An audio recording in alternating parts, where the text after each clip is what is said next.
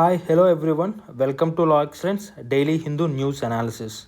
Today we will be discussing some important articles that appeared on 10th June 2020.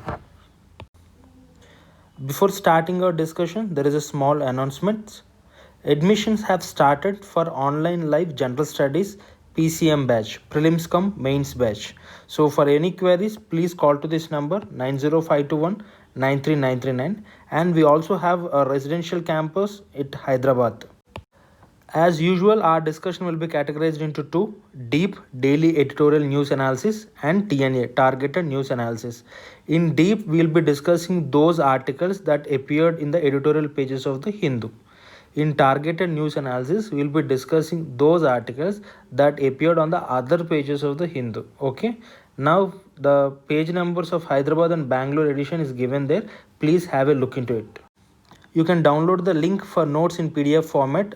Link for notes will be given in description box, and also there will be a 10 MCQs daily current affairs quiz which will be opened at 9:30 p.m. So you can log into elearn.logs.in and you can write the test there, and it is for free. Okay. The first article for today's discussion is The Anatomy of Anti-Black Racism. Recently, we have seen a 9-minute video clip in which a black person was crushed on his neck by a white police person in Minneapolis in United States of America. This incident resulted in the death of that black personality. Now, the article tries to look in this context the existence of racial connotations in United States of America even after having a long history of civil war against slavery and a long history of civil rights movement against fighting for equality and dignity. In this backdrop, the article tries to distinguish between what is color, what is race, and what is racism. It mentions various characteristics of this racism, and it also tries to compare how this racism is present in a different form in India, in Indian context, and even in other context too. In addition to this, the article also tries to criticize the arguments given by various civil rights movements. These civil rights movements say that, see, you can eradicate racism by providing good laws and also providing good education and a reasoned arguments. But the article tries to criticize these notions. It says that, see, when racism got institutionalized, when it is almost implicit in the system, you cannot eliminate, you cannot eradicate it just by good laws and education, though they are relevant and they are necessary. Now, what the article tries to say is that there needs to be a peaceful and sustained movement to eradicate or to eliminate this racism that is in existence in United States of America. This is what the article is trying to say. Now have a look into syllabus mapping. It can be asked in remains GS paper 2. Also it can be asked in GS paper 1 2. And the issue that is being mentioned is recent killing of a black in United States that formed the context, and the dimension, characteristics and manifestations of racism. And just the learning objective is to understand the manifest function of racism and to learn how to deal with it and how to eradicate this racism. These are the things which we'll be learning in this article. Now we will look into the details given in the article. The article tries to distinguish between color, race and racism. What is color? Color is nothing but just a physical feature of a human being, right? Then what is race? Race is nothing but a set of biological features that are unique to a particular group. For example, skin color, shape of the nose, and size of the eyes, shape and size of the lips. So these are some biological characteristics or biological traits that are unique to a particular group. In addition to this, they also have something called intergenerational transmission of these shared features. These are the two important things that constitute the word race. Now, what is racism? Is there any difference between race and racism? The article says yes. Now, racism have two extra features when compared to race. In racism, there is something called hierarchy. There are some races which are superior in the social ladder, and there are some races which are given inferior treatment. This is one aspect that constitute racism. For example, white races are given superior treatment when compared to black races in United States of America. And with regard to traits, it is believed that, see, some biological traits will have a different set of characters. For example, people in black color, they behave or they have a different set of features, or they have a different set of characters. People in white color, they have a different set of character. So this disposition of characteral traits on the biological features is an important aspect of this racism. And the article also mentions similar sort of instances where existence even in India. It also mentions about the Prithaloma marriages where a particular group called Chendalas have the similar type of instances. There are some characteral traits which was attributed to these Chendala groups. This is one thing which the article is trying to mention. Now, what are the problems with this racism, especially in United States of America? There is a lot of discrimination. This is the first thing. And these people are always treated with an element of suspicion. And these people are also socio-economically deprived, and they have inferiority complexion or always subordinated to the superior white race. So these are some problems that are associated with racism in the history of United States of America. And also, racism naturalizes a person's belief, character, as well as culture. For example, if a black is not educated, maybe because of the socio-economic deprivation he is in, but people have a stereotype on that person saying that he is having inherited low IQ levels. So this is how it naturalizes a person's beliefs. This is again a problematic thing. And again, the criminal justice system that was existed in United States also labels criminals based on the color. This is also one of the issue. The article criticizes the arguments put forward by the civil rights movements across United States of America. For example, according to civil rights groups, racism can be eliminated, can be abolished by following these three things. One is having good laws, and also providing good education, and having a reasoned arguments. But what the article mentions is that, see, if racism is institutionalized, if racism is so inherent in the functioning of United States of America, just by having good laws and education you cannot abolish the racial connotations. This is what the article is trying to say. Then how to do it? Then how can the issue be resolved? This can be done only through a peaceful and sustained movement against this institutionalized racism. Of course, good education and good laws are important, but beyond that, there needs to be a sustained and peaceful movement to end this racial connotations that are in existence in United States of America. The next article is being vocal on the right local.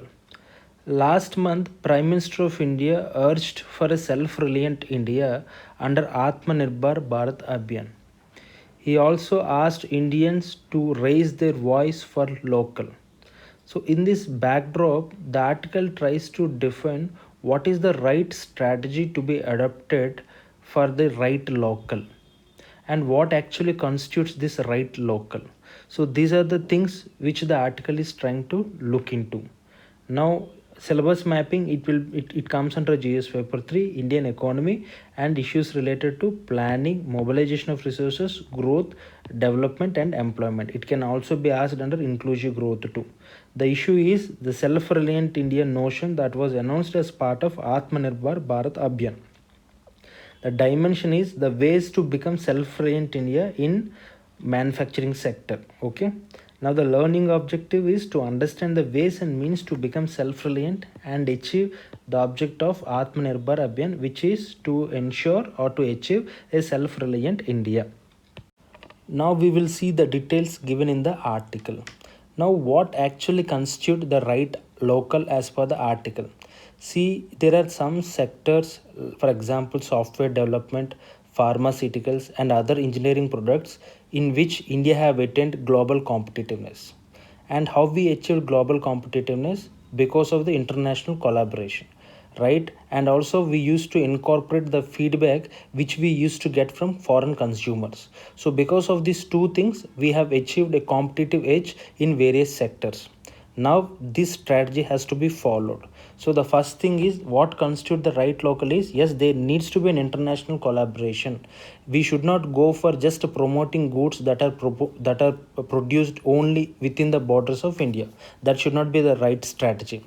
And the next one which constitute the right local is interdependencies. See, to achieve our objectives of sustainable energy initiative, we have dependent on the other countries. For example, with respect to solar energy, we have dependent on the solar panels that were produced in China. And because of this mass production of solar panels in China, we got these panels for less cost.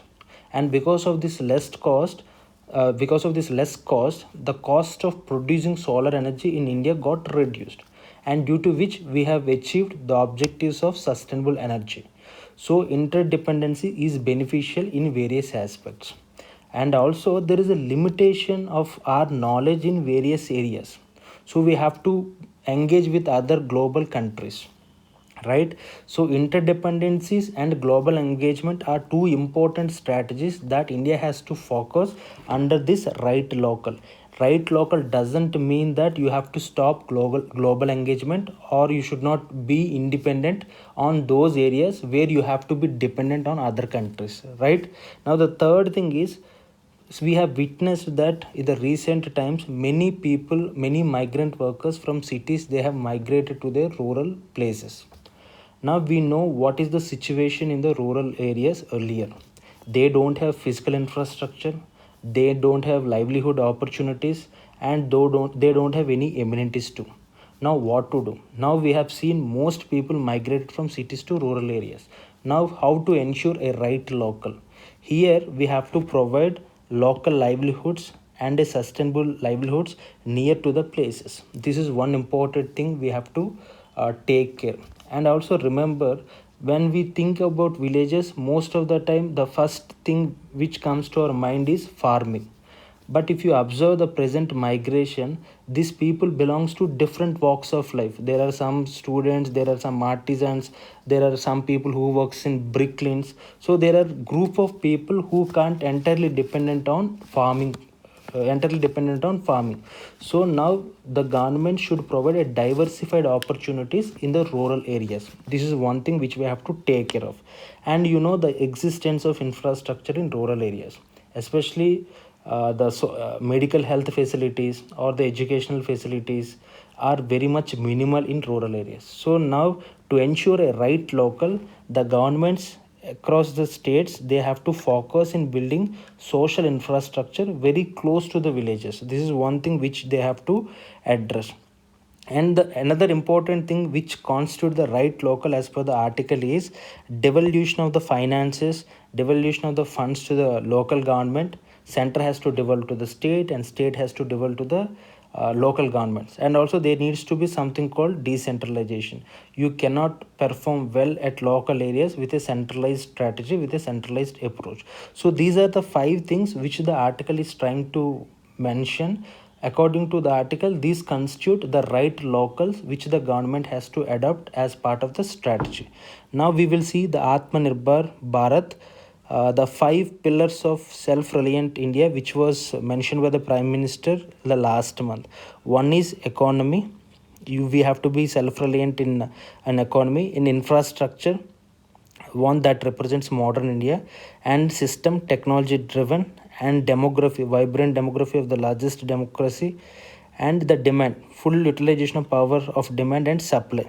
So these are the 5 pillars on which the whole idea of self-reliant India lies upon, and we have to address all the 5 pillars, right? The next article for discussion is crossing the line.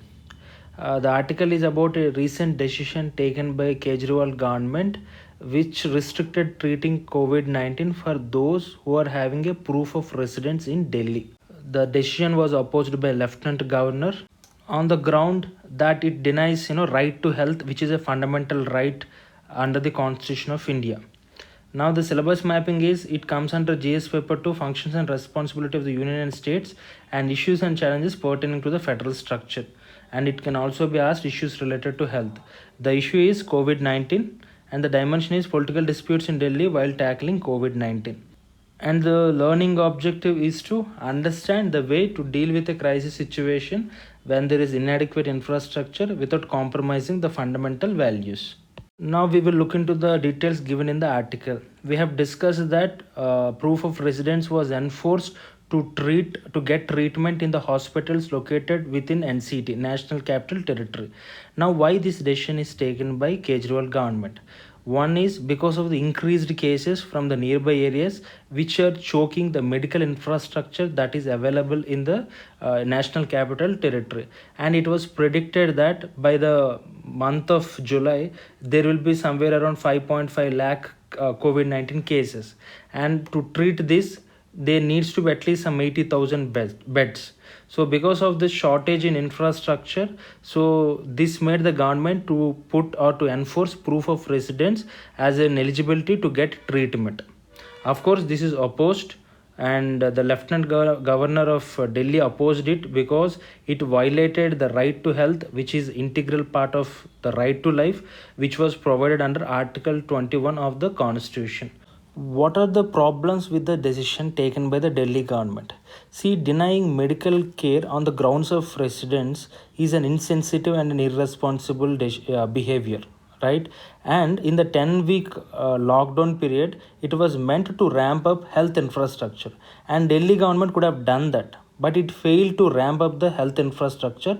Now it is restricting the cases, treating of COVID-19 cases to those people who have a proof of residence. This is all about a diversion tactics played by the Delhi government. Next, the NCT is functionally contiguous with Gurgaon in Haryana and Noida in Uttar Pradesh. So 1,000 cross this border for work and other medical needs too. Now people contribute to tax revenues in these three different jurisdictions. So now you cannot restrict these people from getting medical services from the Delhi private hospitals or government hospitals which are located in Delhi. Another criticism against the Delhi government is it has reduced testing dramatically in the last few days. And what is the reason for this reduced testing? We don't know. So this is one criticism which the Delhi government is facing. And the next criticism on AAP government is that it is flouting the guidelines issued by the ICMR. See, the ICMR released a guidelines which asked the government to test the asymptomatic people who are in touch with the high risk contacts.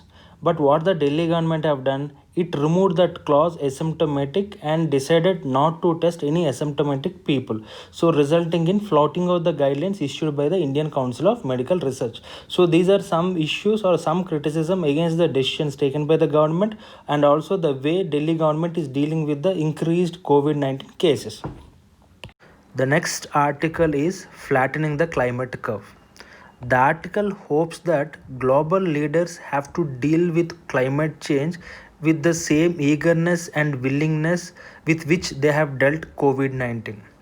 It mentions that there is an increased rise of two curves since industrial revolution. One is the increase in the concentration of carbon dioxide in the atmosphere and other greenhouse gas emissions, and the second one is the increase in the average global temperature. And the article also mentions what are the consequences of this climate change, and it provides various ways and means how to deal with this climate crisis. So this is what the essence of the article. And regarding syllabus mapping, it comes under GS paper 3, conservation, environmental pollution and degradation, and the issue is climate change. The dimension is what is the necessity, what are the ways and means to deal with the climate change, and the learning objective to know the current status of climate change and its impact, and also how to tackle this climate crisis. Now we will go into the details given in the article. The information given in the article is very much important from examination point of view. So one thing, there are two curves which the article is mentioning. One is carbon dioxide curve and the second one is global average temperature curve. What the article says is that, see, till mid 19th century, this is the time when industrial revolution have started. So by this time or till this time, the CO2 increase or the CO2 rise in the atmosphere was at a steady level, and it was close to almost 280 ppm, parts per million, in the atmosphere. But what happened after 19th century, after the mid 19th century? Now the CO2 started increasing. Why? It is because of the increase in burning of coal and other fossil fuels because of this industrial revolution. And it also it is also witnessed an increase because of the destruction of the forest and also due to expansion of agriculture and other settlements. So these are the reasons which made the carbon dioxide to increase in the last century. And also the annual emissions of CO2 also increased. In 1850 we have seen something 0.2 billion tons of CO2 emissions into the atmosphere, but in 2018 it was around 36 billion tons. So there was an exponential increase in the amount of CO2 that is being emitted into the atmosphere. This is one curve which the article is mentioning, and the second curve which the article mentions is global average temperature curve. Of course these two are related. The increase in CO2 will result in increase in average temperature. So from 1850 onwards we are witnessing an increase in global average temperature, and it is increased further since 1975. Now if we go by these trends, some climate modelers predict that by end of the century our globe will be heated by 4 degrees centigrade, which is a so huge amount. The article also mentions various consequences of this climate change. One is it will result in some changes in weather, and also it will bring changes in rainfall, humidity, and even in wind speeds too. And some of the other consequences of the climate change is, because of this climate change obviously there will be melting of glaciers, and this will result in sea levels. So this is also one of the consequence. And the one more other consequence which India also witnessing right now is extreme events like heat waves, droughts will appear. For example, 2003 European heat wave killed over almost 70,000 people, and the year 2015-19 have globally been the warmest years on record. And recently we have seen bushfires in Australia and Amazon fire in 2019. So these are some unprecedented events that are happening because of the climate change. The article also mentions that the COVID 19 lockdown gave some respite. It reduced the emissions from automobiles, it reduced emissions from industries. So it gave some respite, but it will be surely a temporary phenomena and it can't be sustained. So this is also one thing which the article is trying to mention. Now the important aspect which the article tries to deal is that how to tackle the climate crisis. The first thing is, according to Intergovernmental Panel on Climate Change, it needs an annual investment of $2.4 trillions in more efficient energy systems to keep the temperatures below 1.5 degrees centigrade to the pre-industrial levels. So we need an annual investment around almost 2.4 trillion. This is one important statistic which we can take note of. And the second thing, according to the United Nations Climate Conference in 2009, which was held in 2009, the richest nations had pledged to provide some $100 billion in aid each year by 2020. But if you look into the implementation, we haven't achieved the target which was set by the developed countries. So countries have to come forward to meet their obligation. This is one important thing to deal with the climate crisis.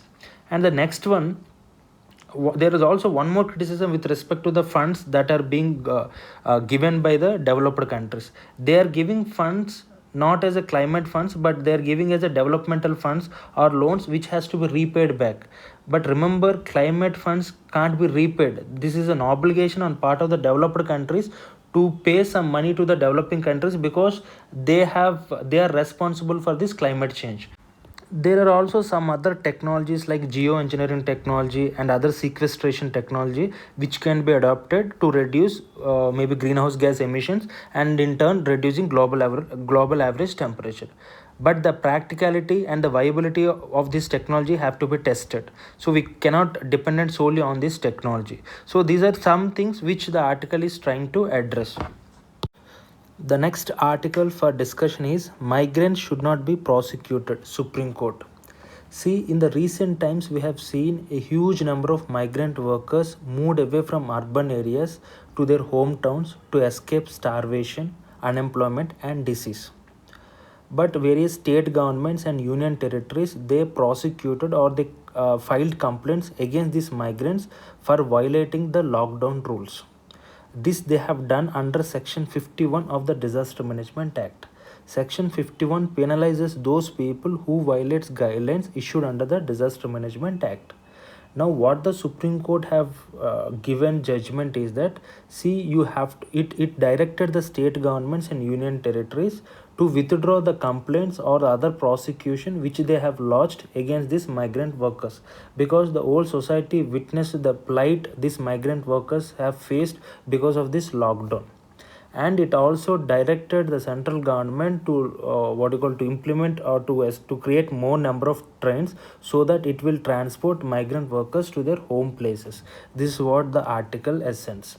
Regarding syllabus mapping, it comes under mains GS paper 2, government policies and intervention for development in various sectors. It also can be asked under GS paper 3, disaster management, because we have discussed section 51 of the Disaster Management Act. The issue is about COVID-19 lockdown and the judicial intervention to protect migrant workers. It is what the dimension. Now we will see what is this section 51 of the Disaster Management Act. It provides punishment for obstruction. So what this section says is that, see, whoever without reasonable cause, this is what the important word here, obstruct any officer or employee of central government or state government, he would be prosecuted or penalized according to the provisions mentioned in the act. So this is what the section 51. So under this section 51, most of the state governments, they have filed complaints against those migrant workers who have violated the lockdown norms. The next article for discussion is uncertainty or food scheme extension. In this article, it mentions the Karnataka Chief Minister request to central government to extend two schemes which it launched during the lockdown period. These two schemes are, one is Pradhan Mantri Garib Kalyan Ann Yojana, and the next one an announcement made under Atmanirbhar Bharat Abhiyan. So the Karnataka government asking the central government to give some clear guidelines with respect to the extension of this scheme. Now regarding syllabus mapping, it comes under mains GS paper 2, welfare schemes for vulnerable sections of the population with center and states and the performance of this scheme. Yes, this is an important area. Next thing, the issue is about food security, and the dimension is delay in the implementation of the food security schemes. So what is the learning objective here? To understand the gaps, especially the delays in the communications between central government and state government, and impact of this delay on the food security of the nation. These are the two things which will be learned. Now there are two schemes which the government have introduced during this lockdown period. One is Pradhan Mantri Garib Kalyan Ann Yojana, and the next one is a small announcement under Atmanirbhar Bharat Abhiyan.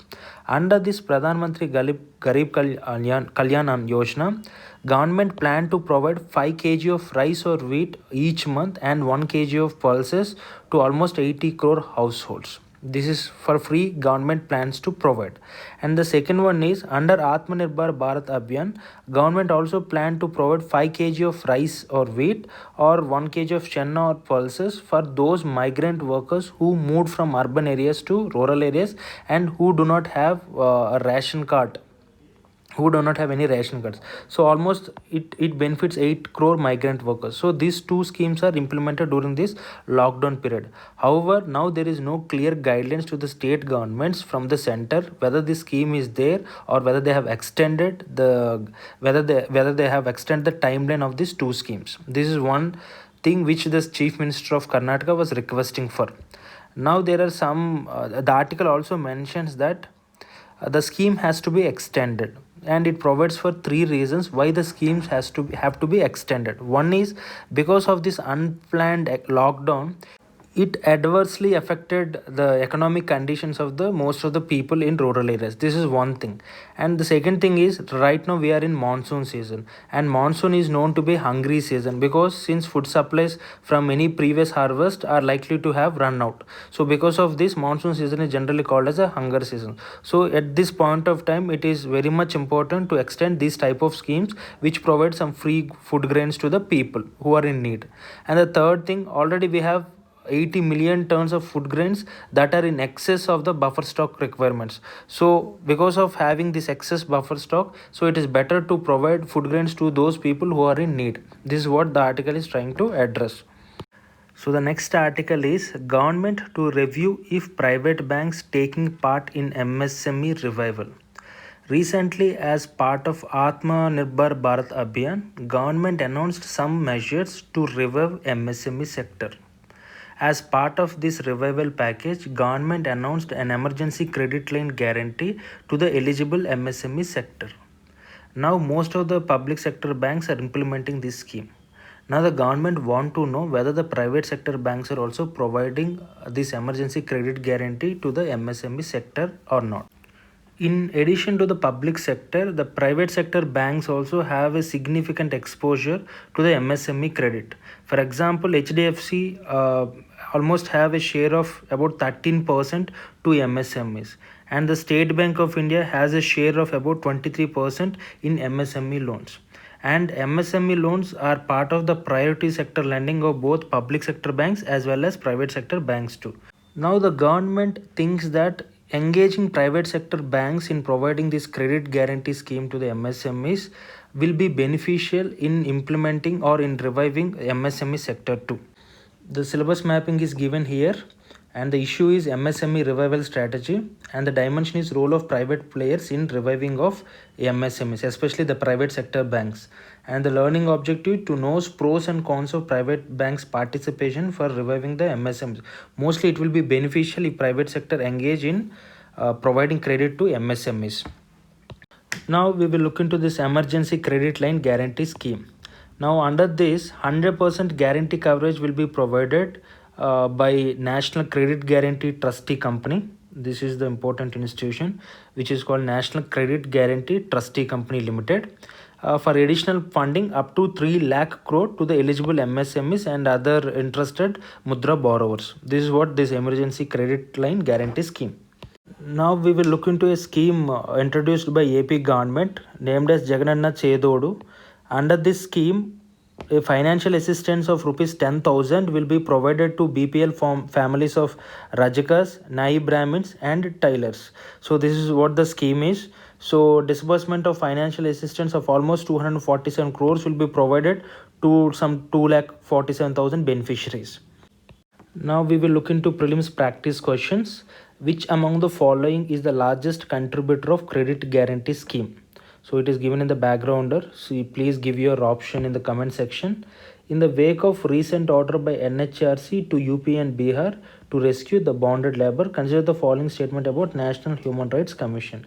It can also inquire into the violation of human rights of jail inmates.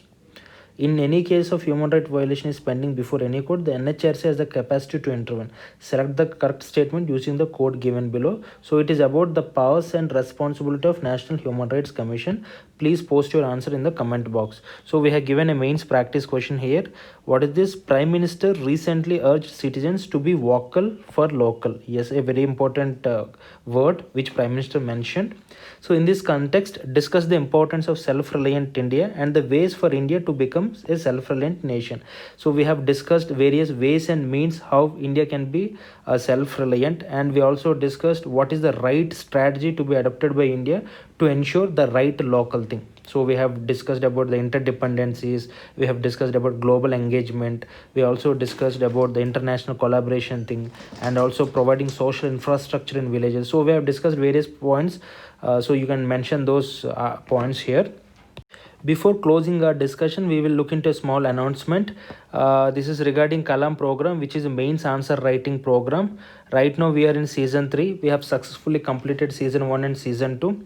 In this season 3, every week we will be discussing a particular subject, and this week we will be discussing history as a subject, and last week we have discussed economy, and the next week we will be discussing polity related previous year questions. Okay, and the session will be open live at 9 p.m. daily.